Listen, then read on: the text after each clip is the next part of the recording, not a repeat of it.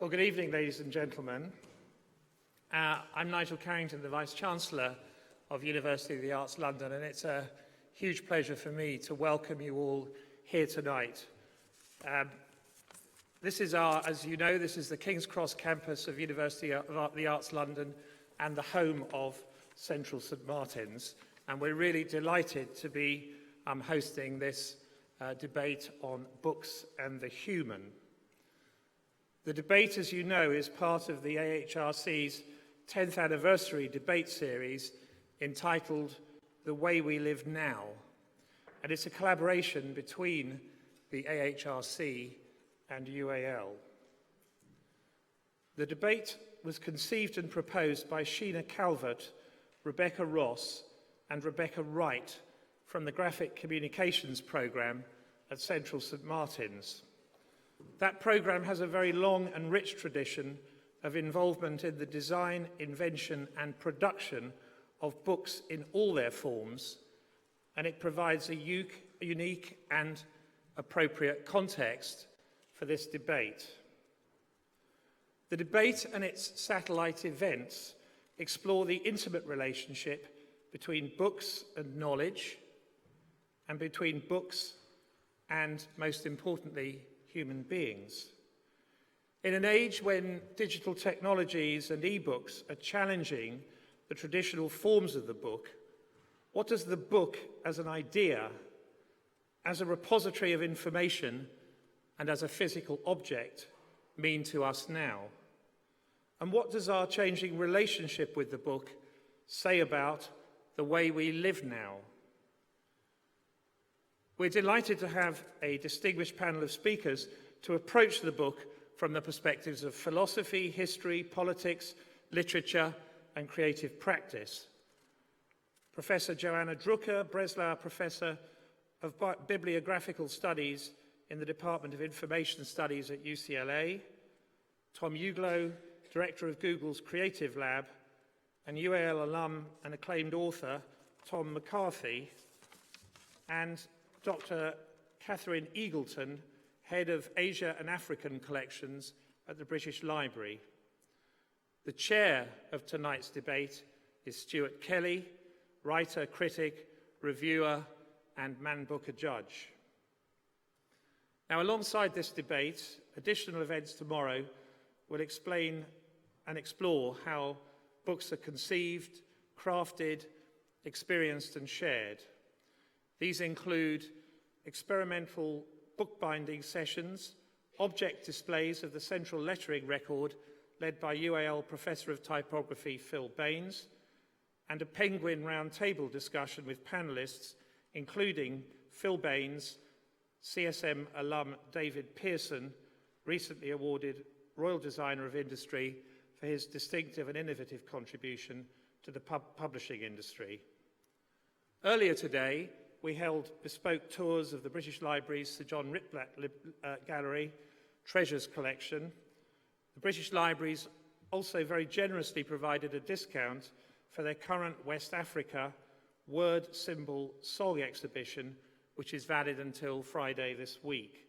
You've received further details of that by email, and more information on all these events can be found in the Books and the Human webpage.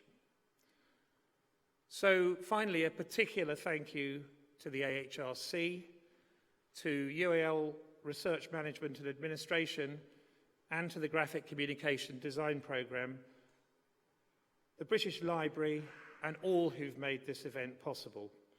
And finally, but absolutely not least, a special thanks to our panellists and contributors. We hope you enjoy the debate. It's an opportunity to question the intellectual, experiential, practical, and public aspects of books and how they shape who we are. So now, if I may, I'll introduce Stuart Kelly, our chair, to kick off the debate. Thank you. Thank you very much indeed. A note on the format. Each of the panellists is going to give a 10-minute provocation, Then I'll start the debate, and then hopefully you'll join in with it. Just to preface it, I was looking over various quotes about books and their relationship with the human, and found one from Heine which seems particularly important, that when books are burnt, then people will be burnt afterwards. So with that in mind, I'm going to hand over to Johanna to give the first, the first provocation of the evening. All right. Thank you very much. I'll try not to fry anybody. What has happened to the controls that were here? Oh, thank you. Okay. And can I have my slides? All right. Thanks very much to everyone for inviting me, and I'm happy to be here. My sense is that much will be said tonight, as much has already been said in many contexts, about the consumer side of this debate of books and the human, and in the context of analog and digital instruments. Much will be said also about the reading experience, but I'm actually interested in talking about this from the point of view of the writing experience. What does it actually mean to think in the book format? When we compose a book, do we think of the shape of a volume? Do we think about, and within its constraints, as a physical object? Or do we think within its conceptual parameters, the closed space of intertextual play? Or do we think in both forms? As a physical form, the book is composed of quires that are sewn in a fixed sequence with their text blocks, their images, and orderings. And this is a very familiar object, and it's capable of bearing all kinds of contents, nearly an infinite variety. But we rarely ask how its objectness imprints the work of composition. And yet, at this moment of dissolution of the apparent boundedness of the supposedly bound book, we begin to apprehend that the assumptions of form and format may have shaped our writing processes as surely as, say, the 5-paragraph SAT essay shapes the American high school student's intellectual development, or, as Nietzsche famously said, the school essay had ruined German philosophy. Should I think in topic sentences? Or if I'm writing a book, do I think in chapters, tables of contents, subtitles, a foreword and a preface, dedication and epilogue? Or now, when I write, as I do, in a database form, do I think in terms of these fields and their relations? Is the composition of a book more symphonic, extensive, and only then, later, segmented, ordered after the fact of the original flow? And fiction, nonfiction, essays, reference manuals, anthologies, collections, miscellany, all of these genres of books, they each suggest different answers to these questions. Where to begin? This is me. I'm 11 years old. I have a notebook and a pen in hand, and I'm caught in the flashbulb glare.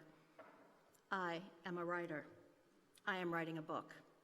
Not just a story, but a book. Why? Because the book is the form in which literature makes itself known to me. This is the book I'm writing. This is my first novel. I think this novel, I conceive it according to a very clear iconic notion of what a novel should be.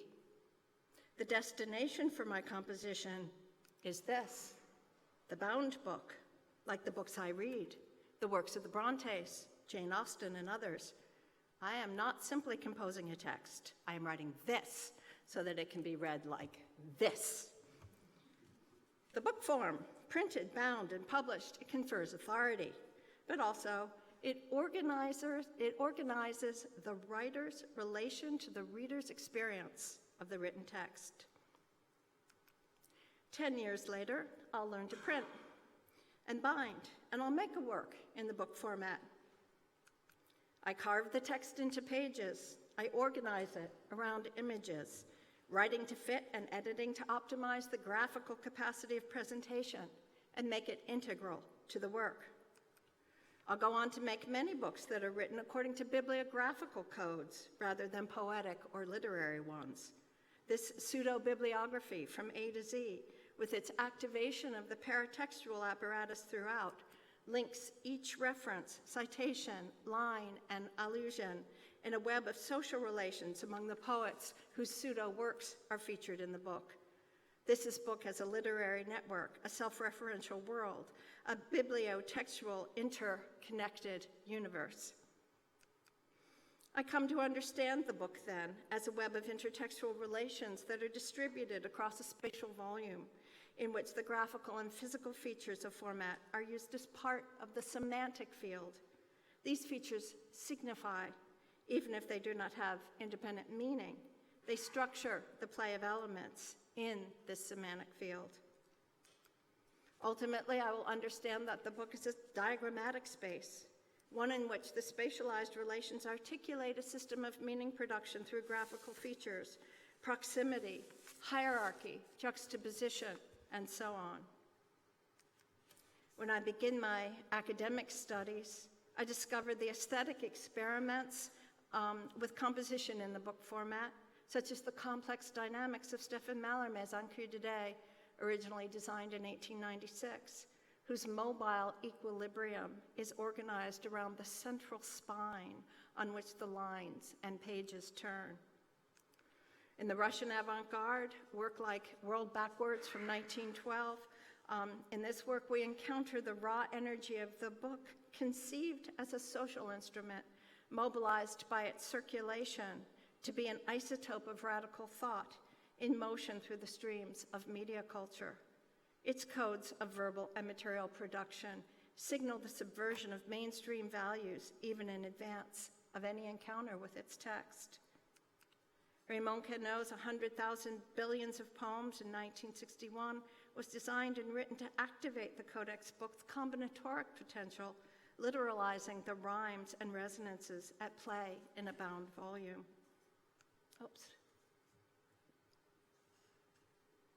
And in their approach to the composition of books as embodied works, book artists investigate all the illusions and possibilities of the self-conscious codex in thinking conceptually, creatively about the spaces of surface and depth, the mise-en-page and graphical as well as cognitive frame jumps that can be performed in and across pages, as in Janet Zweig's Heinz and Judy, with its shadow play of graphical tones, spatial tricks, and verbal modalities. Yes, we think the book as iconic and as a cultural form. It works mythically as well as structurally. Thus, in the early video adventure puzzle game Myst, we see all of the cliches of treasure troves and secret knowledge associated with old books. And the game is composed from these cliches within their stock. But it was also conceived at a moment when hypertext was about to move from the CD closed circuits to the World Wide Web. Thinking in hypercard and links was a radical move of compositional practice. It required a completely different approach to chunking the compositional activity. But in its hyperlinked format, this brings in another aspect of the analog codex, for it was as a work of a closed space of intertextual play, every instance of a book, such as this one, in dialogue with other texts and works and projects that the analog book also performs. And this became evident to me also at an early age in my encounter with this object, Pictura Poesis, a pamphlet reprint of Rensselaer Lee's famous essay. What struck me in my first encounter sometime in my early adolescence was the enormous textual apparatus, these notes, and their active scene of exchange with other authors' texts and arguments. What did this mean? My mind was blown. I saw that the boundaries of the book were an illusion, that every book was a slice across the network of social relations of which it was a part. Fast forward 20 years to the present, when the techniques of multiple pathways, the design of linked and hyperlinked information and data are all underpinnings of the reading environment, as in this knotted line project produced in Scalar. Now our compositional imagination begins with structured data as its smallest unit. or now when our encounter with what used to be a book, but is now a text, heaven forfend, is performed through a set of analytics, as in this text analysis project of Gertrude Stein's The Making of the Americans. These are reading and writing practices, enabled and supported as encounters between the book and the human. And I have to write to and from my word frequency lists and my keyword in context self-consciousness. And so the book explodes its boundaries virtually and literally. So how does this change our approach to composition, to the ways of thinking that are so internalized we approach the writing practice with forms already programmed? What new programs run themselves through us in this environment? If the book as a bound form is shown to be unbound by virtue of its networked conditions of conception and production, and then by actualization of reading practices that expose these conditions within the field of what may be read, does that change our relationship to the book as a construct and a concept as a structuring frame? If I have to write a text knowing it will be swiped and pinched, does that mean that I have to write differently from when it used to be looked at and read? And now, 50 years later, after that first novel, I write in the database format, writing a memoir about those early novels. And I write differently, again, from the structure of data fields and their contents and relations. So in closing, I put these two images together without boundary or break. Each is an inventory of concepts and practices. On the left, in an anonymous painting from the Uffizi Gallery, an iconic book, an inventory, in this case, of approaches to composition, types of information that might be found in its pages, here standing improbably in fanned position to provide glimpses of the illuminations, musical score, texts, and other decorations and devices that activate its space. And on the other side, a sketch for the book of the future, the fully realized space of networked connections, paratextual analytics, reference fields. This is the book as a contingent space, bounded temporarily in each reading an instant, according to the calls and protocols of its composition on the screen. I think in this format as an algorithmic intervention, a dip into the Heraclitan stream of cultural production, in which my conceptual boundary is a framing act of momentary organization, and my contributions are an act of unique configuration as much as original composition. The conditions of that organization will never repeat themselves precisely any more than was the case in the reading of the book on the left, which was also always only the product of an encounter between a book and a human. Thank you.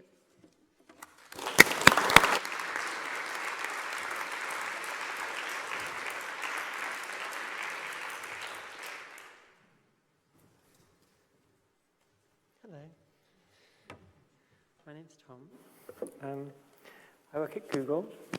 I think I'm actually going to end up speaking maybe to some of Johanna's points because, well, I come from a book place. I know I work for Google. I work for Google's Creative Lab. I work in Sydney.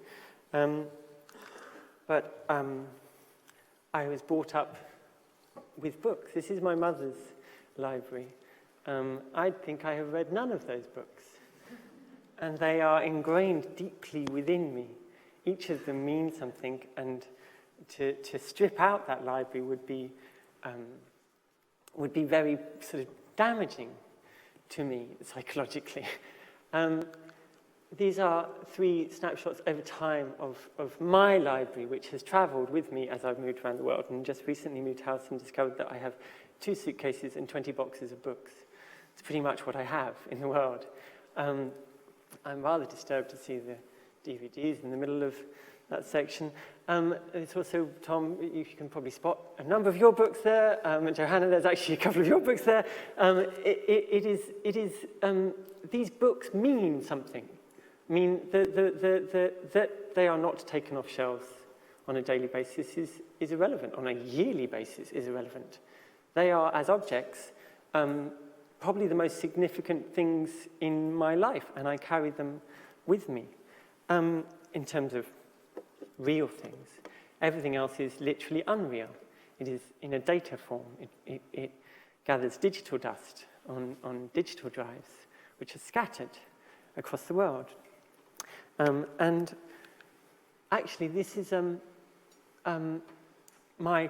same libraries. My library's on Goodreads, which is very interesting. Goodreads will put your library together for you. It's like, because it is important, this aspect of cultural appropriation.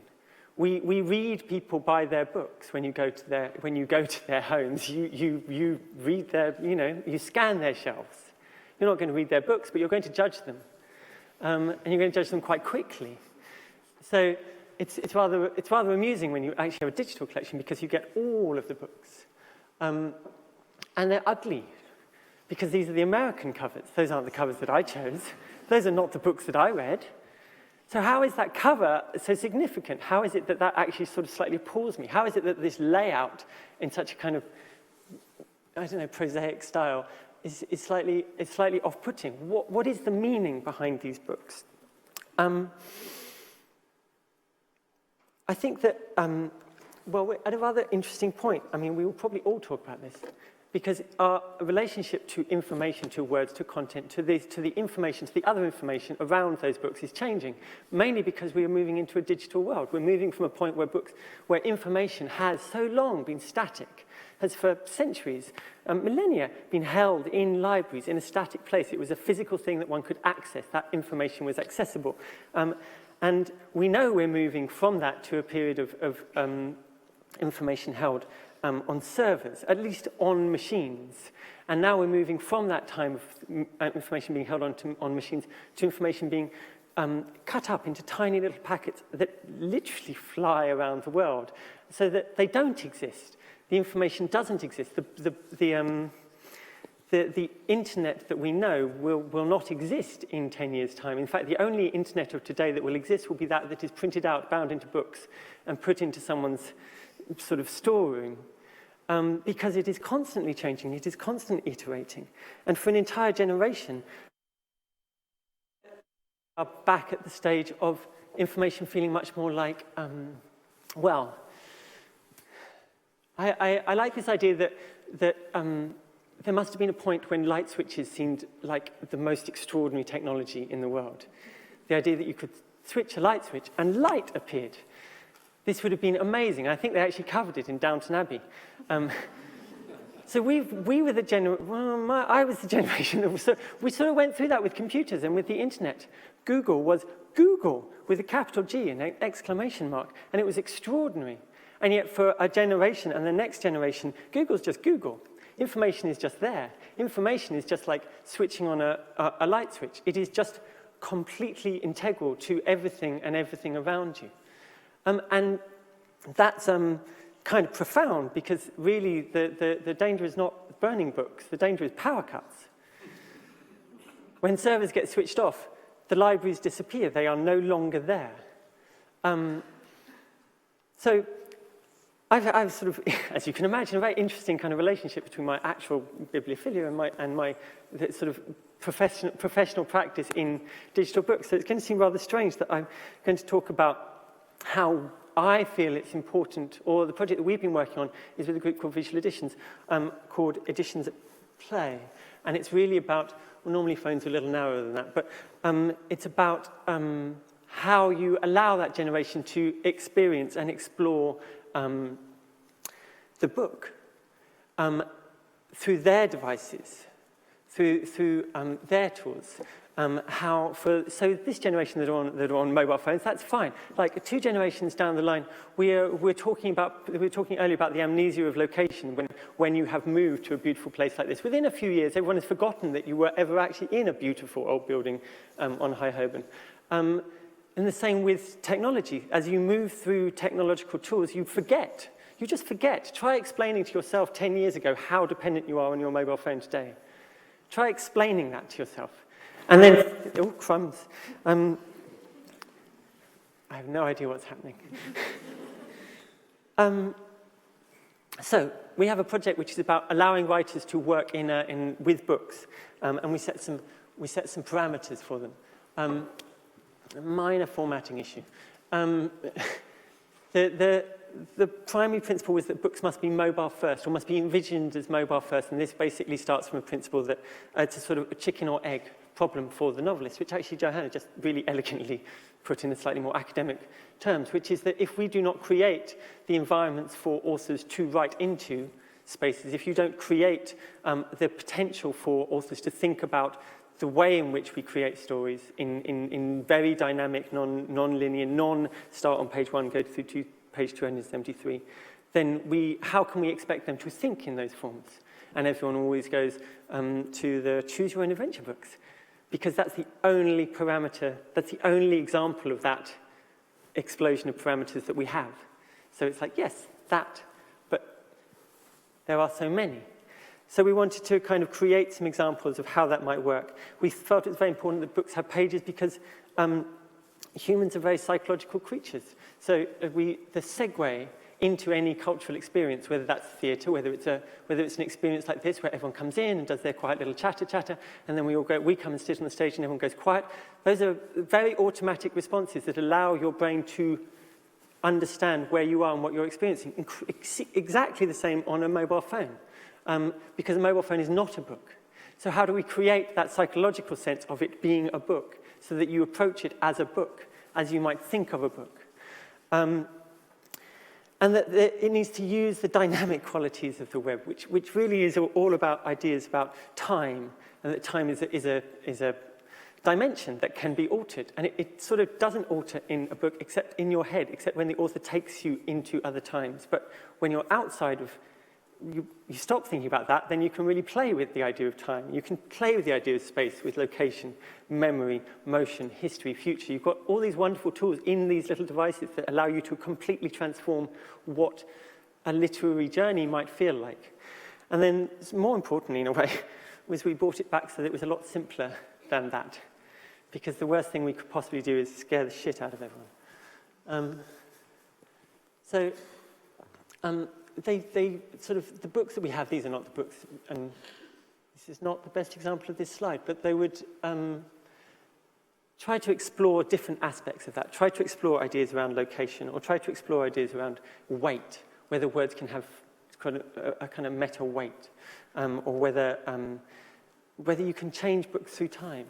And we ended up with four books launching, I think early next year, one from Rafe Larson, and one from Joe Dunthorne and Sam Riviera, one from Alan Trotter, and one, I think, with Penguin Random House and Tommy Lee Edwards. And they're all incredibly exciting projects because they all take slightly different approaches.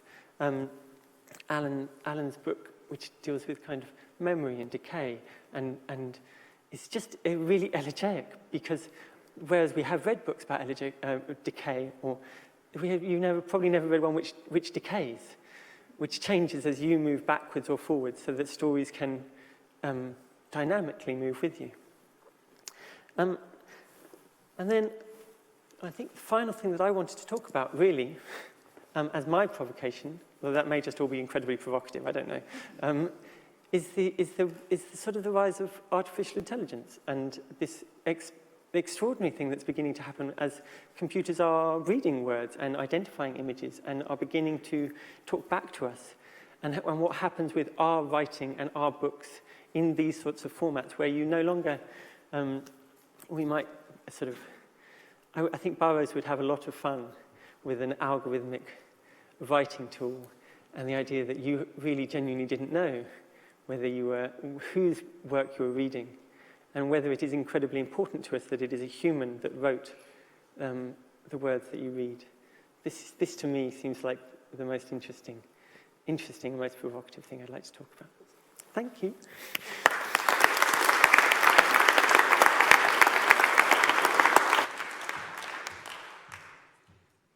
Thank you. So I'm going to take it back to the history of the book. Being a librarian, being a historian, that's what I do. But I'm going to start with a really famous book, one that you might recognize. This is obviously Shakespeare, and next year is the big Shakespeare anniversary. So we're doing a lot of activity around Shakespeare at the British Library. And this kind of a book's very familiar. It's the Codex. It's the kind of book that we're used to today. And I'd argue that even though this is quite familiar, we don't know enough about how readers at the time read this book. So it feels familiar to us, but it might actually be that we're getting a false sense of familiarity. But I want to take you on to some even less familiar territory and tell you a bit of a story of the history of the book that you hear a lot. It's fairly typical. And that is that the story of the book starts with writing. This is the earliest Chinese writing. It's from about 1500 BC. And you can see it's inscribed on a bone. And the bone was heated, predictions about the future were made, and the results of the predictions, which were read from the cracks, were written on the bone. So the bone records not only the prediction, but how it was interpreted and what was said about it. Now, I'm not sure if this is a book, but it's in the British Library. So that surely goes in its favour, right? But it's some early writing. It's the earliest thing we have in the British Library. And the typical story of the book then goes on to say, okay, this kind of thing's nice, but you need to get a slightly more convenient format than bone. And so maybe you have things like this. This is, again, it's a modern reconstruction, but of a Chinese ancient book form where you have wooden slips, which are strung together and it rolls up. And of course, the typical story of the book would have you believe that that's the precursor to scrolls. And these are some scrolls in a cave in Dunhuang in modern-day China. Typical sort of rolled up. You can see they're in a Buddhist context. We now have a lot of work to digitize these scrolls, many of which are held in the British Library. And that typical story would have you believe that these are very inconvenient, because if you unroll them, you can't tell where you are, and they're really hard to manage. And so, hooray, in comes the Codex. You know, it's the sort of triumph of practicality. And I'm exaggerating this story a little bit to be a bit provocative, but also because I think this is not uncommon to hear this story of the history of the book when you start to read about it, especially in some of the think pieces that talk about the future of the book. They have a bad tendency to start with a paragraph that kind of gives this story. And then from there to this. This is some Chinese books we've just bought at the library, which are waiting to be catalogued. So if you're the Chinese curator in my team, that is your work next week. And we go through thousands of books every single month for the collection. But you can probably tell that because I've sort of set this up in a slightly light-hearted way, I'm about to say that there's a problem with this. And the problem is that it's not that simple, obviously. The situation's much more complex, and people's relationship to these different forms is more complex. Scrolls endured. They didn't go away. And although that tiny scroll on the left and the giant scroll on the right, they're neither of them very practical. They were both extraordinarily valuable and important. They're both Torah scrolls, so they're both incredibly important objects, and ones that we've been digitizing recently at the library. Both of them difficult to digitize for very different reasons. And scrolls are still made today for some kinds of writing, for some kinds of reading practices, and for some kinds of purposes.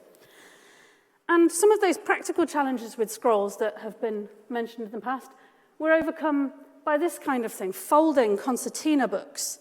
This is a Sufi poetry collection in Malay, and it has incantations inscribed on its wooden covers. So it's a really sort of beautiful thing, and the poetry is protected by the incantations. And then, if you go along to this example, this is another book, also in Malay, so from the same part of the world as the previous one, but the putty format, so long strips which are strung together. And to read the pages, you can turn them over, you can unstring it, but you read it vertically. You don't read it side to side.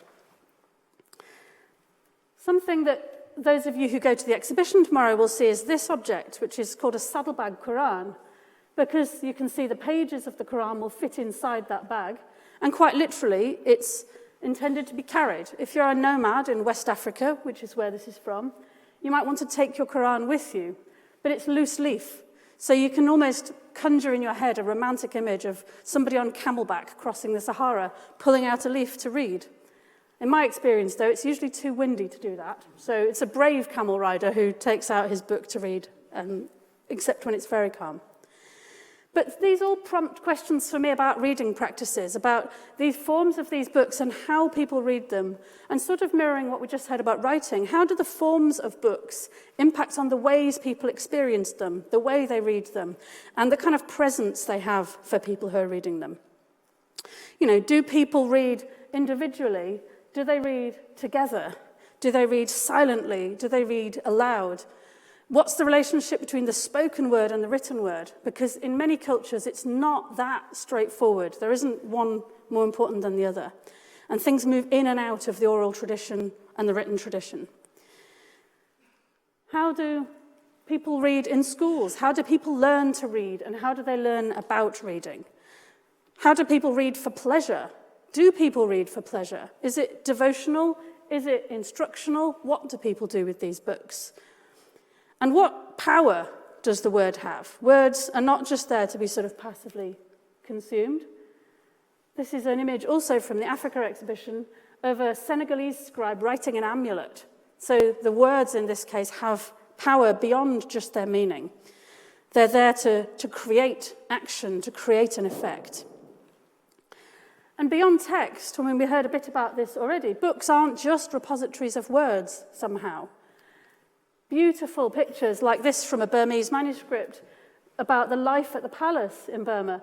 These extraordinary paintings of elephants. I wish I could sort of blow it up and talk about these elephants all night because they're exquisitely painted.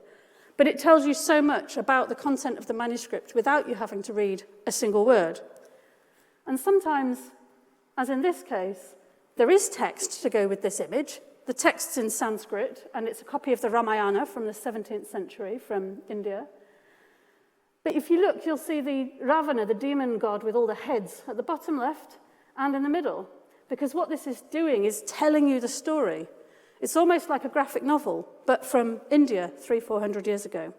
And the relationship of these images to the text varies hugely by the different textual traditions. So I want now to come a little bit back to where I started, because if there's something about books and writing, something about books and language, and, oh, I've missed something out. Sorry, just to say, this is a manuscript that looks really boring, but it stinks. It really stinks. And it's because it was stored over a fire. So, you know, we're used to books being tactile. We're used to books having a smell, the new book smell. This smells so bad of smoke that we have to be careful how we get it out, where we get it out. And there's a question for me about how we think about preserving that smell, because it's part of the book. So as the library, what do we do about that? So, where I just was, the languages of the world. If books are about writing and language, and not just about smell and smoke, this is a map of the major language groups of the world. And I like it because it really shows the richness and diversity of language. And of course, many people speak more than one language, so the actual diagram should be far more complicated. So if there's this diversity of languages and such a diversity of forms of the book and practices around books that I've been just sketching out for you today, shouldn't we think a bit more globally about the history of the book? The history of the book as it's been done in academia is fairly heavily Eurocentric. It talks more about Shakespeare than about most of the other examples I've given you today. And that's rather a shame, because there's extraordinary traditions, there's extraordinary human practices, and understanding the complexity of the book in the past really, I think, helps us see the breadth of what the possibilities for the future might be. Without understanding this global history of the book and the diversity of books in the past, we're condemned to having quite a narrow view of what the future possibilities might be. I've got just an example to finish that thought off with. This is a couple of pictures of an art piece by Michael Mandyberg, and it's based around the idea that you might want to print Wikipedia. And his thinking there is that big data is so big that people can't conceive of how big it is. And he came back to the idea of the volume, that if you could put Wikipedia into volumes, you could give people a sense of how big it is. And he's uploaded it to Lulu, and he's printed out some volumes, and this was displayed. It's 7,473 volumes, and it's inspired by this idea of the end of print. But do you remember this picture that I flashed up earlier on? This is an image from a Chinese work called the Yongle Dadian, compiled in early 15th century in the Ming dynasty. And it was a compilation of all the knowledge of the time, ordered by the Ming emperor. And it had 11,095 volumes. So perhaps what we're doing is just getting back to the ambition of the past, rather than seeing the decline of something that's sort of been glorious. So the scale of the ambition is sort of awe-inspiring. Yes, there are more pages in Wikipedia than in the Yongle Dadian, but there's 4,000 more volumes. And so I was just really struck that we've not even got back to this level yet. And one final thought to leave you with. I've put some links up in case people want to take pictures of this and follow up later. Everything I've showed you today is either being digitized at the moment by the British Library, or we've been featuring it in blogs and online. It's all stuff that we've put out there online in some kind of digital form. And that brings its own challenges, because if we've got these historical collections, these books that have this physicality, which is part of what's really unique about them, what does it mean to digitize them, to make them into data, to put them online? It means new things can be done with them, and it means new audiences can see them. But there are things that digitization can't capture. And it has an interesting relationship to people's experience of the real thing, with big quotes around it. Thank you.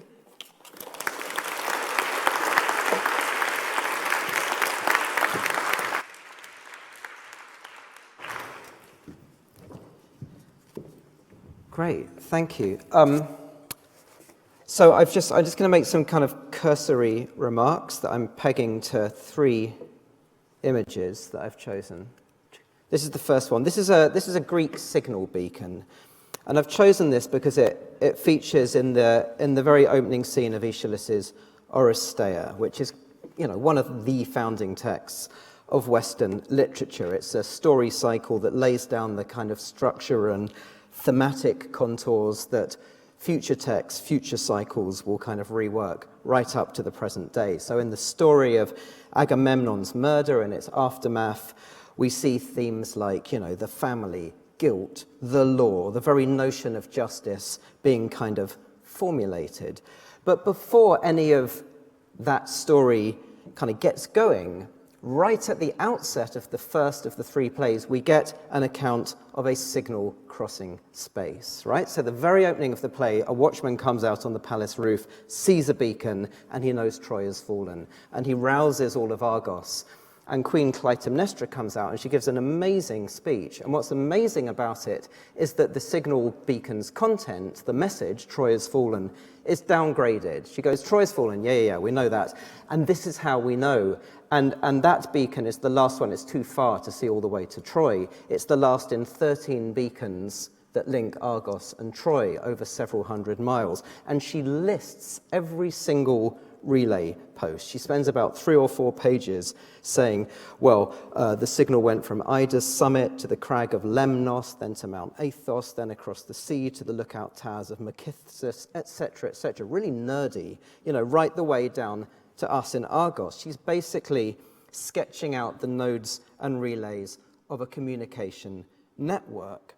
And this is why I've chosen this image, because Greek beacons, signal beacons, were not little rudimentary bonfires on hilltops. They were sophisticated contraptions with movable parts and attendant encryption systems and so on. So pretty much at the outset of Western literature, 458 BC, we're plunged into this manufactured, mediated, and material regime of technological communications, right? So I think any notion that there's some kind of pre-technologically mediated era for the book is quite simply wrong. It's hopelessly naive, right? Indeed, what this very earliest of books immediately attests to is the kind of the presence of its own extension, its own prosthesis, if you like, in the form of technological media. And even in, discussing the Oresteia, I'm referring to a text, this nice kind of dog-eared Penguin Classics edition, whose existence itself involves a whole history of bibliographical and technological archiving and reproduction and so on. But this text, this book, is the script of a play. a play which functioned for the Greeks not as entertainment like it does for us now, but rather in a way that's actively both political and theological, right? So for the Greeks, theatre was a mechanism for horizontalizing divine justice, for rotating it through 90 degrees so that it would lie flat on a human plane where it could be read, right? And theorized. Theoros simply means spectator, right? So, and theorized in the case of the Oresteia as democracy. So the Oresteia, in its trial by citizen jury finale that the third play ends in, puts democracy as a concept into the archive of the West. It doesn't illustrate it, it puts it there in the first place. So this written text already kind of manages and orchestrates a whole set of other social and metaphysical fields and global cartographies and, of course, media technologies which exceed it. And paradoxically, in kind of forming its outside, they form its inside, you know, its actual content. So that's the first one. The second image I wanted to talk about or around is, oh, wrong one, is this. This is a 1588 engraving of the Renaissance engineer Agosto Ramelli's book wheel. And this book wheel, by revolving, and I'm going to talk more of revolution in a minute, but in revolving, in rotating, this allows the reader to consult several books at once, right? So the scribe can kind of move between the main text to reference text, translations, compendia, and so on, just as in Kindle we link through to Wikipedia or whatever, you know, while we're reading. So again, you know, this kind of multi-screened or network digital reading experience that we all know from Kindle and platforms like that is, and this is perhaps where I differ with Tom, is it's not categorically new, okay? It's something that has always been inherent to the book. As Derrida famously says, there are no books, only other books. The third image I want to talk about briefly is this. This is a photograph of the NSA HQ by the artist Trevor Paglen. He had to hire a helicopter, get up there, and very quickly get out again to take it. Like Johanna, I've become fascinated of late by Stéphane Mallarmé, and particularly the claim that he makes in his 1895 essay, The Book as Spiritual Instrument, that, as he puts it, everything that exists does so in order to end up in or as a book, right?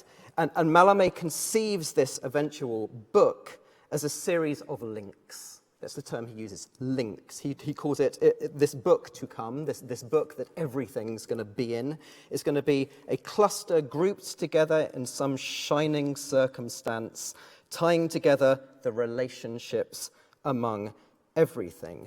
And Mallarmé dedicates the final decades of his life to kind of drawing up blueprints for what he simply calls le livre, the book to come, this all-containing, all-linking book to come, this Uber book whose coming into being would demand a complete breakdown and evisceration of all our kind of conventional notions of what a book is. He imagines it's going to be some multi-platform, multimedia volume that won't just involve writing, it'll involve ritual, performance, all kinds of weird stuff.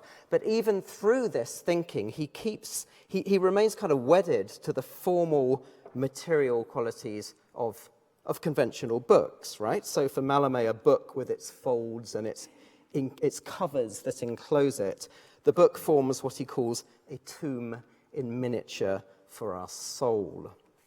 And I've been very taken in my own work with the notion of a crypt, right? A crypt in its dual sense of a tomb or mausoleum, and encryption, right? In Greek, the Greek word kryptos simply means something buried, like a body, a soul, information, buried in a way that it can be revived later. Now, with the rise of the whole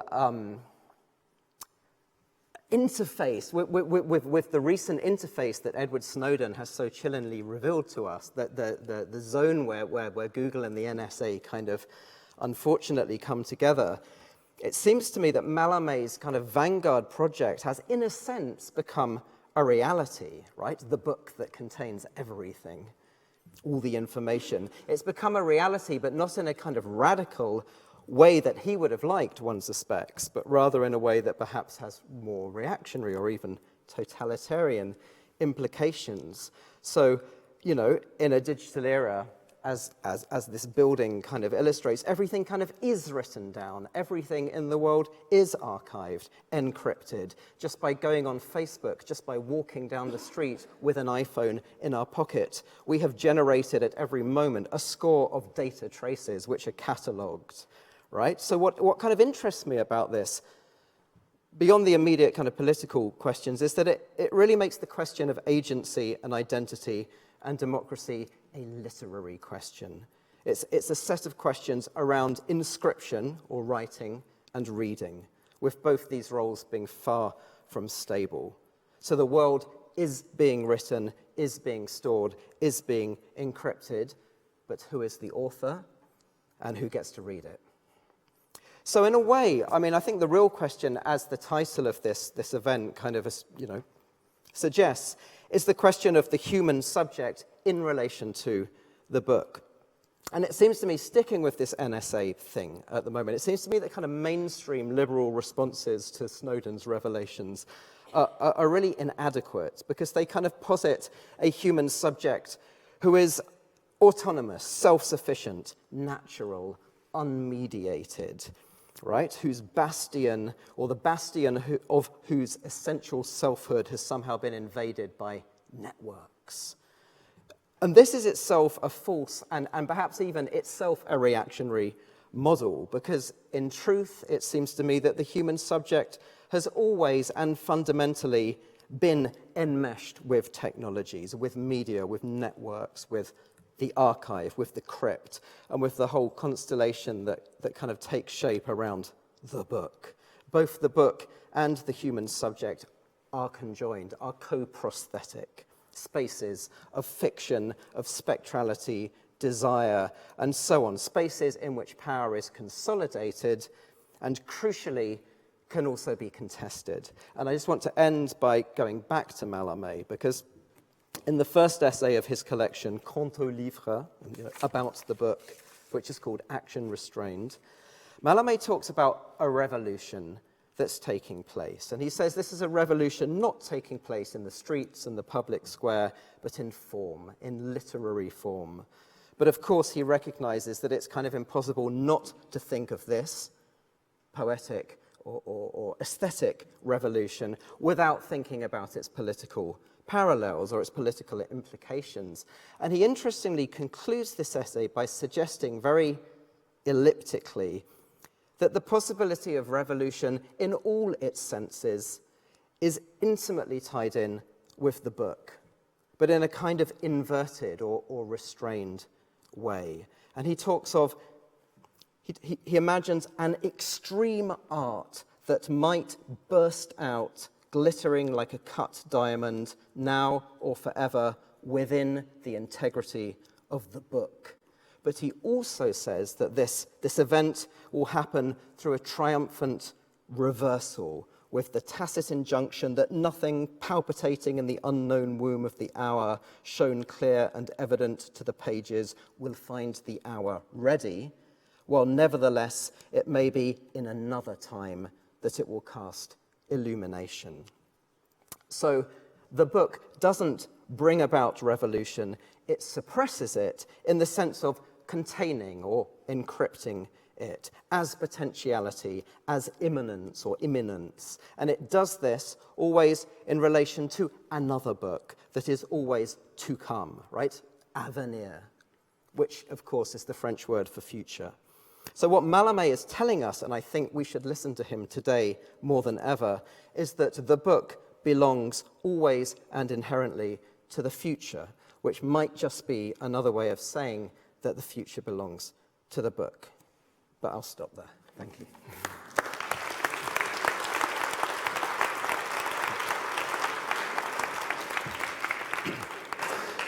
I have a few questions to begin with before we bring the audience into this. The fact that we refer to digital text as e-books seems to say that they are part of the same taxonomy. And it strikes me that this may not be wholly appropriate, that there may be things which e-books can do which the book doesn't do. And I'd like to pick up on one instance in particular, which is privacy, as Tom has already mentioned. If I want to read E.L. James's 50 Shades of Grey, that is a private transaction between me and that book. If I'm reading it on a Kindle, I am also being read. My progress through the book is being monitored. One of the strangest innovations in terms of the end of the year literary roundups is being sent the data from Kobo about how many books don't get finished or who is the most finished author. And I was wondering, do you think that that lack of privacy means that the e-book is something fundamentally different from the codex volume or the scroll? It's an interesting question. You know, we used to have library cards and library checkouts that actually, they didn't tell how far someone had read, but I know a digital project at the moment that looks at this particular Boston Society lending library and all of the patterns of lending that are part of that particular record in the late 18th century. So, you know, I think, again, as with all of these things, there are precedents for the ways in which the sort of social, you know, the way in which even private reading would be traced or paid attention to. Again, I know, you know, friends of mine from an earlier generation who, you know, were interested in investigating their own sexuality and sexual identity and were very timid about going to the section of the library in which books were stored on the shelf. So there was a kind of public display there in the way that the library was shaped. And, you know, certainly I think you could find other ways in which, you know, the kind of social aspect of your identity as a reader was tracked and traced in other practices as well. I mean, I think what we always end up finding is that there are precedents for some of these things, and things are similar but different. And I think it's always interesting to think what's the nature of that difference, as well as the kind of longer history of similarity. Tom? Oh, yeah, I agree. I think libraries have got from a privacy angle. I think libraries have often been a kind of source of weakness into one's reading habits. But for me, it's a very interesting thing is this difference in from the contractual aspect of it, which is that your ownership of a book you own that object, and you, whereas when you license. When you buy an e-book, you're buying a license, which can be retracted and also is non-transferable, and all of the many things that we find incredibly frustrating about e-books, because we feel that the same it should be the same contract as with a physical book, but just isn't there, and that's something we haven't really wrapped our heads around yet. Indeed, when Amazon was caught selling editions of a George Orwell novel, which they didn't have the rights to, it disappeared immediately off everyone's Kindle. And the fact it was 1984 just seemed beautifully ironic. I think it's interesting, this idea about libraries and sort of obviously working in one. We do have data on what people order, and we don't do anything particularly Orwellian about analysing who's reading what, because there's a moral issue there. But it always amazes me how omnivorous our readers are. If you go into this bit where the books are waiting to be issued, just the range of things people are reading is quite extraordinary. And speaking of 50 Shades of Grey, when I was very new at the British Library, I went up to our Yorkshire site to see the big bookstore where we have robot fetching of shelves of books. And they very proudly kept back for me the most recently fetched book for the Asian and African Studies reading room. And it was 50 Shades of Grey. And they promised me that it wasn't a stunt just to see how I'd react, but somebody had genuinely ordered it. And the next day, of course, I was back in London and the book was there to be issued to the reader. But out of a sense that it wasn't my business who they are, all I wanted to do was go and see who on earth had ordered it, but I decided not to, because I just thought, okay, there's a moment where they pick it up, but it's not my business. But that was, I imagined a bit somebody having a break from reading some incredibly hard bit of old something or other in a manuscript that smelt dusty, and just having a little break at lunchtime. I don't know. At a human level, I think at a human level, we know that is a step too far to see. We know that the information is incredibly useful when it is abstracted from the individual. This happens. This is incredibly important to Google. And it's very funny because people come all the time and think that you'll be able to access information about something. It's completely impossible. It's like getting into Fort Knox. I mean, there's like 3 people in the world and they're under pain of death. There's just no way that you are ever getting access to that, because as humans, it's an astonishingly taboo thing to do. Yes. The public librarians in the United States resisted the NSA's, request for exposure of reading lists. They refused to cooperate. They said it's protected information. So librarians are often on the front lines of these kinds of The fighters. yeah, they are. No, very ethical people. I mean, so the historian Francois Furet says that modernity is writing, right? Modernity itself is writing. And I think what he means by, I mean, this is Michel de Certeau's favorite line of his. And for de Certeau, the whole of modernity, and especially capitalism, is a form of, when Maggie Simpson is scanned through the, in the supermarket, it goes beep, beep, she's a barcode. This is what, so de Certeau takes Kafka's writing machine from In the Penal Colony as a model for this. This is a machine that we're strapped into, it writes on our bodies and then reads it and kind of kills us in so doing. And he says this is what modernity or modern capitalism is. I mean, it turns every moment of our existence into something legible. I mean, even with bioinformatics, our bodies and DNA sequencing, our bodies have become scripts, text to be read and patented and so on. And so, I mean, the question of privacy is, I mean, where is privacy in that? I mean, de Certeau says, what would escape that scriptural system? What would escape that writing machine? Nothing, But what about a kind of counter-writing? Writing is not artists, it's not authors doing the writing. I mean, the system does that. But what then would be, somebody mentioned Burroughs earlier, Tom. I mean, this kind of almost like a hacking counter-sabotage. I'm very taken by, Burroughs' idea, which is quite close to Guy Debord and the Situationists, of this idea that to write is not to originate something, but to kind of fuck up something else. Yeah. Yeah. I mean, that's the reroute language. it, détourne it, etc. Which China Miéville used. That nowadays, if somebody says, "Have you read the new Ali Smith book?"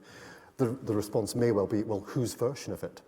Who's hacked it? Who's changed it?" Right. Can we talk? Can we talk a bit about the sort of totemic nature of the book? I mean, this iPad has got the King James Bible on it, and yet there's something almost instinctive that if I were in court and wanted to swear on it, it somehow seems inappropriate.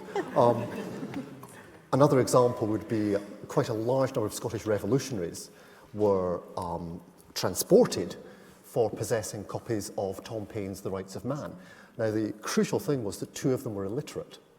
They were unable to read the book, and yet its power was such that even possession of it represented something dangerous. Do you think that totemic relationship with the book will change? Will it be eroded by the rise of a digital way of reading?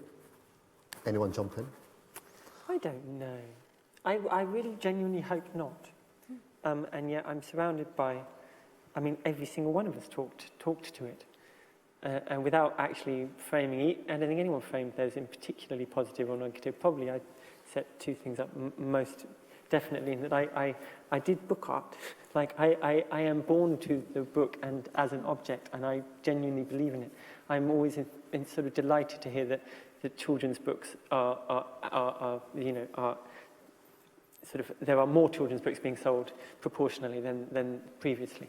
And yet, the society, the book that we are writing on ourselves or of ourselves is very non-physical. And so you wonder whether those objects, whether we will outgrow those objects, and whether it's a generational thing, it's a time span thing. We have very short lifespans. We can't possibly perceive in 100 years' time whether this will genuinely feel like an archaic form. And if it does, then yes, of course you're just, what will you swear on? Who knows? But that it is more than the content is I think, an entirely human thing. I don't think it's intrinsic to the form. Well, okay, so I don't disagree with you, but My sense of the history of media, and it sort of goes to some things Catherine was talking about, is it's not sequential, it's not serial. Like one medium doesn't replace another. No. There's a kind of media ecology, and things sort of take their place in that ecology. And so one of the things that's a kind of a counterpoint to the concept of privacy is actually the idea of intimacy. And one of the interesting things I think about a journal or a notebook that speaks to the totemic is that there's a kind of, place of the journal, the diary. The girl's diary is still this kind of sacred place, right, where, the intimate thoughts are written. Now, the extent to which they're written with the idea that they will be read is a whole other set of considerations, right? But the point is that there's a kind of intimate space, and an intimate space of production where it's, I'm like this with my diary, and, there's a kind of, functionality, performative functionality of self to self, sort of in this thing that, or I can see the trace of myself in this, diary. So that it still serves another kind of function, I think. J.J. Abrams' novel S really looked at this, with having a book in which people were conducting their relationship by writing in the margin. And I believe he's in the news quite a bit this week, but the novel was actually really rather remarkably good. In terms of digitization, Robert Darnton has put forward an ideal that it shouldn't be that we're looking to digitize one of each book. We should be looking to digitize every book, because all of them have traces of the humanity that owned them. I mean, I found this just the other week, in which I acquired for a group in Edinburgh Balfour's edition of Smollett. And you suddenly realised that there were uncut pages in his edition of Ferdinand Count Fathom. And that seemed to be a trace. That told you something. It told you that you'd got bored reading that particular book, and you'd want to digitise it with all that in it. I mean, is there a kind of ideal, and does that kind of go counter to any concerns we have about privacy, the idea of total digitisation? I guess when we digitise collections at the library, there's a practicality around not being able to do everything. We have some enormous number of millions of items and not that many scanners. But what is interesting is that we have the principle that we digitise the unique things. We make sure there's a copy of each thing. And what we see in terms of how readers react to that is, for things like manuscripts, it tends to be that when we digitise them, use goes up, because people somehow know that those are unique. They somehow appreciate that something handwritten, handcrafted, has to be unique. For printed books, it, in general, is often the case that use goes down, because people have already lost sight sometimes of that uniqueness. And I think that is a real shame, because there's that thrill when you're a historian, and that is the only word for it. When a little baby historian doing your PhD or something, and you order a book and you have to ask for the knife to cut the pages, and you just haven't until that point realised that that's really something that happens to you. But that, it would be extraordinarily hard to do with digitisation. So I'm not sure how you'd do it. I kind of agree with the sentiment, but I don't know. I remember that still very clearly. I don't know how you'd do it. Darnton's point, I think, is very well made. And you had the slide of Shakespeare, that no two first folios are identical. You'd have to digitise all of them to get that experience of who the readers were, But then is that so different from the Kindle that tracks what you've read? I mean, Exactly, we look at Joyce's edition of Darwin. You can see the notes he's made, and there's a whole school of criticism that just rereads Joyce through his annotations. I mean, it's the same as Kindle knowing how fast you read and where you've stopped. And I mean, I'm beginning to think that maybe this whole distinction between, we make the distinction between analog and digital too uncritically. Yeah. I mean, there's a presumption that analog is kind of material and digital is immaterial, but and we have these wonderful metaphors like the cloud. It's not a cloud. No. It's totally material. There are these big servers in the desert in Nevada. There are fiber optic cables. There are hubs, just like that wheel. It doesn't stretch a meter. It stretches, around the earth, and there's not 8 books on it, there's 8 million, but the principle is the same. We're quibbling over inches, And and when you buy something on Amazon, there's some 7-year-old kid making it in a factory in India for 34 pence a day. I mean, this is not immaterial culture. I mean, in fact, the amount of pollution generated for the server farms for serving London is greater than the pollution generated from all the other activities in London combined, just FYI. It's an amazing factoid. But again, this kind of sense of continuity and difference, if I could just sort of challenge a little bit the fact that it is the same as the work on the Kindle and reading. Some of the differences, I think, have to do with the relative temporal stability of the substrate. In other words, what is the refresh rate at which something changes? And in the field of bibliography, in fact, the study of every copy of a book is not necessarily to look at the annotations, but to look at the transformations across the production in the print run. And so, you know, so there the rate of refresh had to do with the rate at which the sheets were checked and transformed in the press, right, as somebody was standing there. And so I think there are many aspects of the way in which the ways in which, when we think about how does the material substrate hold on to the history of production, that are different in the print form than they might be in the Kindle. And I go to the wiki, and again, you've got this incredible palimpsest of history within that environment. So when we see the wiki volumes printed out, we're not seeing the whole wiki, we're just seeing the surface wiki. We're not seeing the deep wiki, right? So, yeah. I think I'd like to open it up to the floor now because we've got about 20 minutes left. Can we change the house lights slightly? There should be a roving mic. Does anyone have a burning desire to ask a question of any of the panel? We've covered everything. We've come to this lady in the third row. Hi, a friend of mine a few weeks ago in Newcastle did a group reading activity. And I participated in an early version of it. It was really quite amazing to all of us. She gave us all texts which were to do with the advice given to ships about picking up people at sea. So these are some maritime organisation. Anyway, so we, in this group of about 10 people, read these texts that she'd distributed to us. So there was something about a collective reading, performing to and with each other, which was incredibly moving in this highly digitised time, also obviously mediated by what is happening in the sea, etc. So I haven't got a question, it was more a sense of that effect and emotional space of being with others, doing that activity together. There's a lot to reclaim.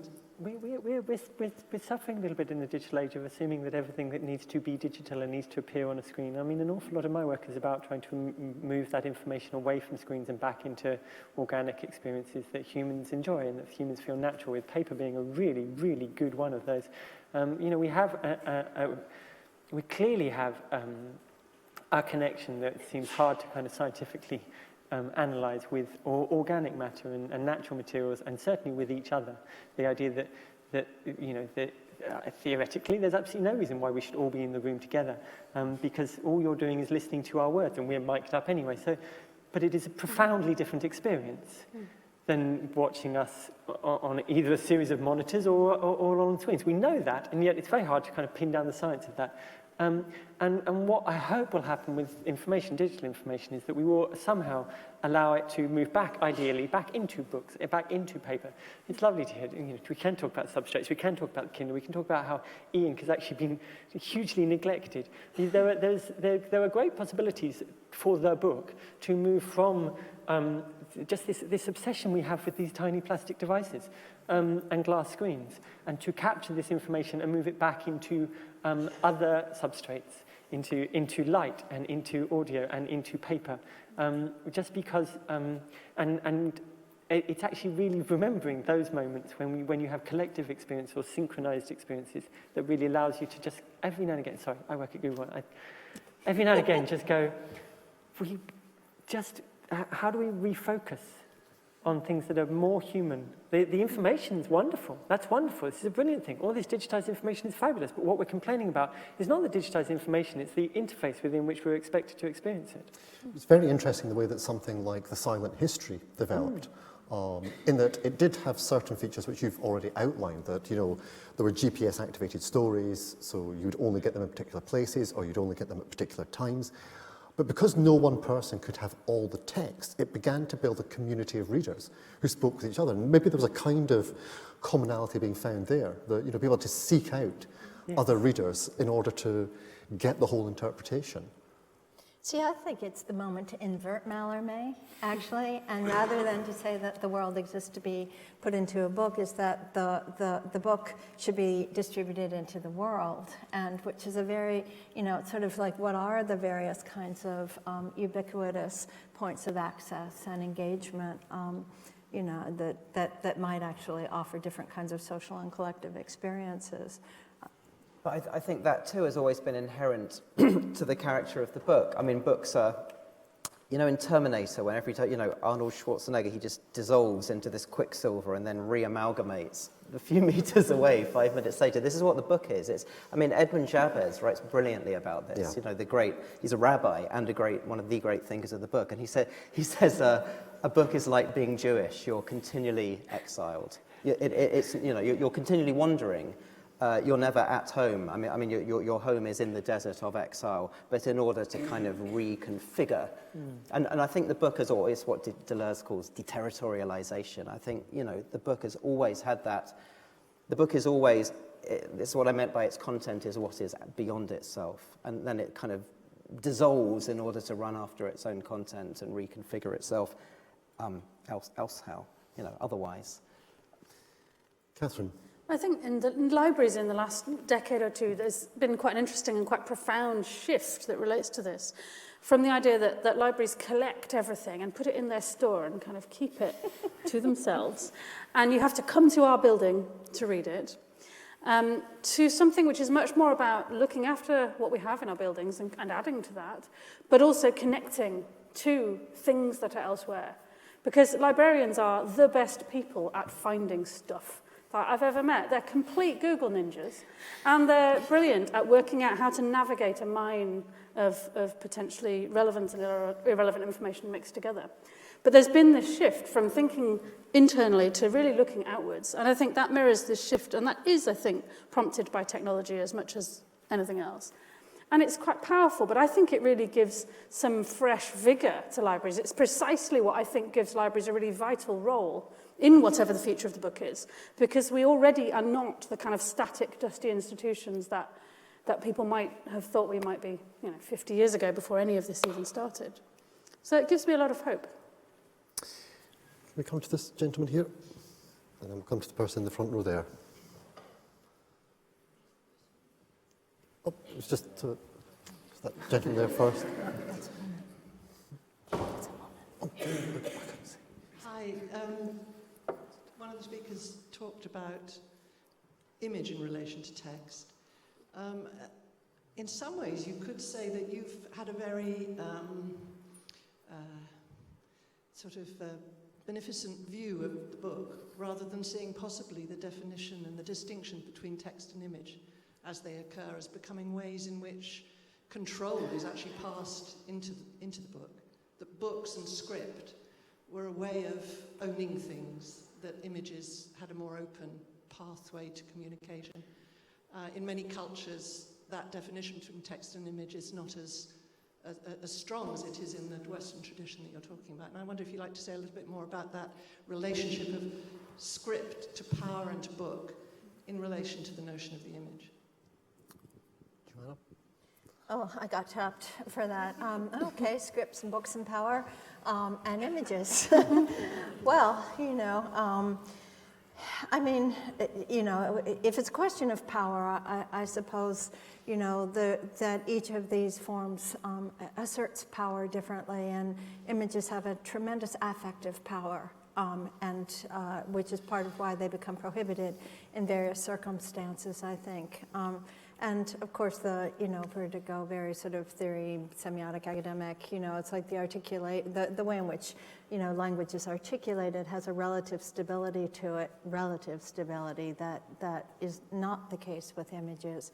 But, I think, again, there are all forms of silliness that abound in the current popular parlance. And I was at a dinner party with somebody who is presumed to be quite gifted and who made the pronouncement,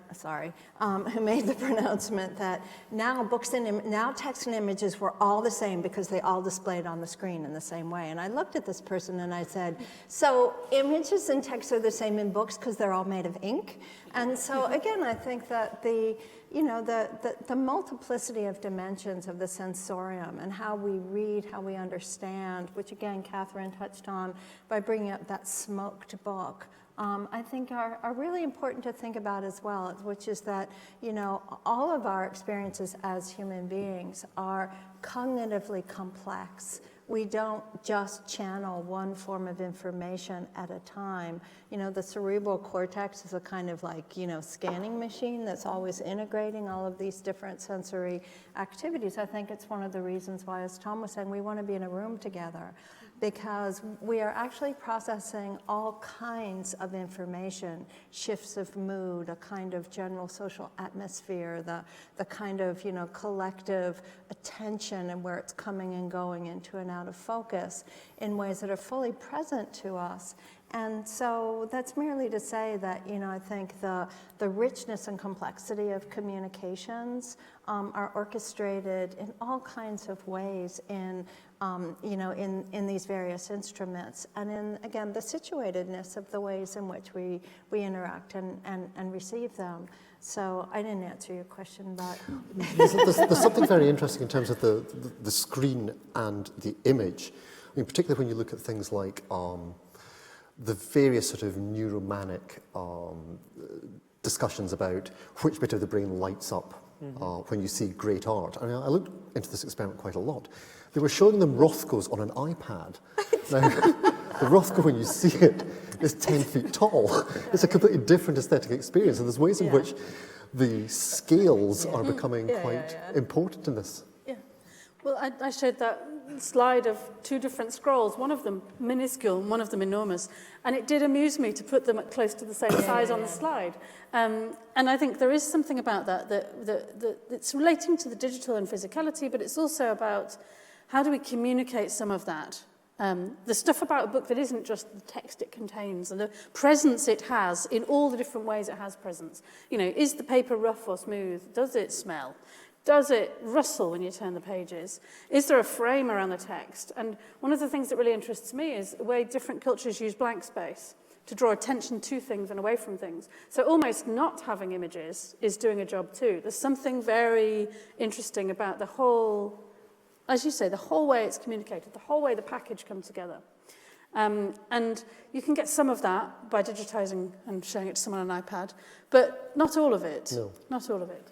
But iPads are themselves, I mean, we tend to think of our present technology as neutral, right? I mean, people thought of books as neutral. Oh, it wasn't it, haven't we lost the scroll? I mean, you know, in 20 years, we're going to be going, wow, you've got, you know, we'll be paying 10 grand for a 2015 iPad, and the way it sounds, and the glow, and the tactility of it, really. I mean, these are, you know, think of typewriters now. These are, we fetishize them, and rightly so. They're beautiful, beautiful, fascinating, tactile, noisy, heavy, etc. objects, and so are iPads in a way. I mean, that it has no less materiality than other. Yes, melancholy and nostalgia are great producers of value. Yes. And books. There's a lot of melancholy and nostalgia in books. Yes. And there's a 14th century text called the Philobibion, which says that books are monuments to their writers, and somebody who's published or written a book can never die because their book stands as a monument to them, which is just sort of fantastically melancholy, but weirdly uplifting on a bad day as well. What the governor says to St. Paul as well about too much learning doth drive thee mad, Paul. Can we come to the point here that you...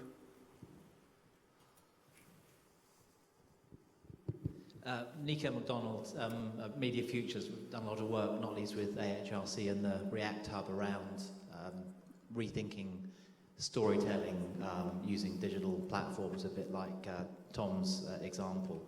I'm interested, because I don't think we've addressed this question directly at least, is what the role of the book is in contemporary society. And one needs to know what something's for, or might be for, in order to think about its future. And I ask that partly because as someone involved in thinking about the future and debating it, I know that more and more people cite books as being, you know, as references. There are more and more books published about ideas, often books that really should be essays, or often were essays. And yet, in contemporary debates, there's less and less tolerance for thinking that's orthogonal to received wisdom. You know, if you debate climate change, and you say anything that's not in line with the Paris Treaty, you're called a denier, which seems to be a very anti-intellectual term. And in many other areas, it's actually very difficult to have debate, and yet, in principle, it seems our society is very open to ideas. So, what is the role of the book today, and how well are we engaging people more broadly in an open discourse about ideas? Well, It's a fairly big question. It is a little big. I mean, seeing as everyone else has just mentioned it, the book does appear to be a vessel for vanity.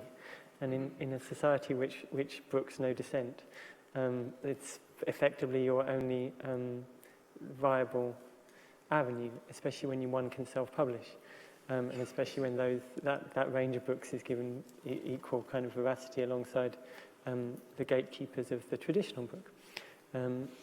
So that's a rather cynical view on why there is a rise in actual publishing. The role of the book, well, I mean, it sort of splits down the middle. The publishing industry is rather dependent on the books that sort of are, again, a different kind of vanity piece. They are the large books that sit on coffee tables that no one reads, but that cost $20 or £20, sorry. And those are the books that prop up the publishing industry so that they can produce. Sorry, this is suddenly sounding terribly cynical. So that they can produce important books that a small percentage of people read, that run, do a 5,000, 10,000 run, but which we feel are significant to our culture. And then when you start to examine our culture and you realize that you've got 5,000 to 10,000 people defining what our culture is, this is equally kind of a fairly closeted view of the world of literature and what books might be. So throughout this conversation, and I actually was thinking about iconography and symbolism and the idea of the sign becoming far more significant, because for 6.5 billion people who don't speak English in any form whatsoever, language is becoming a very iconic form, and images on whenever you pick up everything from an IKEA catalogue to your instruction manual, when you pick up your smartphone, you will not see any words because they're redundant. We just don't need them. And when you turn on your phone, you don't see any words because they're redundant. And one of the problems is that they are too open to interpretation. So the book, I think, is a very powerful sort of object that is very hard work. And images are very easy work, and they lead you, and they light up different parts of the brain, so you can turn a lot of other bits of the brain down. Whereas there is only one thing in the world that will completely remove your ability to think about anything else, and that is powerful, immersive reading. So their role is essential, but the challenge is enabling enough people to engage with that. Point about debate is very important, I think. I was recently doing a debate on free speech in Edinburgh. One person in the audience was pointing out that the countries which had banned publication of Hitler's Mein Kampf were the ones which suffered most from neo-Nazi activity. But when the book was actually there and people could read it and realise what a load of badly written bilge it was, it actually sort of lanced the whole thing. When the book was concealed and made into some sort of taboo article, then you had an increasing rise in it. So I mean, I think there's a hugely important role in terms of how free speech works as the book being a way for us to negotiate these issues. Do you want to pick up on these? I actually think, that I'm not so cynical as my young friend here. And commerce notwithstanding, as a driving force, I guess, if I think about the shape of human discourse, how do we know how we think? And how do we think? And how do we come to define points of view and attitudes, and to kind of have frames of reference within which to sort of negotiate differences among ourselves and points of agreement? That one of the functions of the book as a form of discourse is to be a kind of framed space within the larger field of open discourse, so that I can recognize an authorial voice. I can read someone's work and think, oh, that is the way that person thinks within the larger field and is in dialogue with the larger field. So I think there's a wonderful kind of dialectic tension in the way in which the boundedness of the book works as a kind of frame space within the field of social discourse more broadly. We're almost out of time, but just to finish off with the panel, if there was some kind of digital apocalypse and every library was being razed to the ground and you could save one book, what would it be? Wait. The digital apocalypse isn't going to get rid of the books. The digital apocalypse is going to get rid of They're in a the fireproof bunker. You're not going to do much to them there. But you know, if there is just sort of one book you think encapsulates that sort of bookishness. Come back to me last. I mean, Bouvard and Pécuchet, right? Bouvard and Pécuchet. It would be the catalogue of the library, so that we've always got a record of what we lost. Like Callimachus's Pinarches. Yes. Can I take Tom Phillips' Humament? Wonderful, wonderful. The actual one. The actual one. That would be really very special. You can have W.H. Mallock's The Human Document if you like. And we probably have that in the library, which would mean two things would have survived. So there we go. All right, Tom. Finnegan's Wake. I mean, Joyce thought it would be the last book, but I think he was exactly wrong. It's actually the first book. It's the possibility of the book become manifest. I think it's as important for our era as the complete works of Shakespeare was for kind of 400 years, and we're just beginning to realise it. I might take the annotations to Finnegan's Wake. Roland McHugh, a fine book. Well, thank you so much to the panel. It's been a really fascinating debate. I'm sure the audience... Sorry? No, I can't. I really can't answer the question, and I'm afraid I would absolutely have to simply align myself with Catherine. Well, the library here, catalogue's in multiple volumes, so we could carry a few out each. I would go with Catherine on this point, because I think the inventory of knowledge would be inexhaustible then. So. This really has been a fascinating hour and a half. I'm sure you're going to want to join me in thanking the panel. Our panel. Thank you. Thank you, Stuart.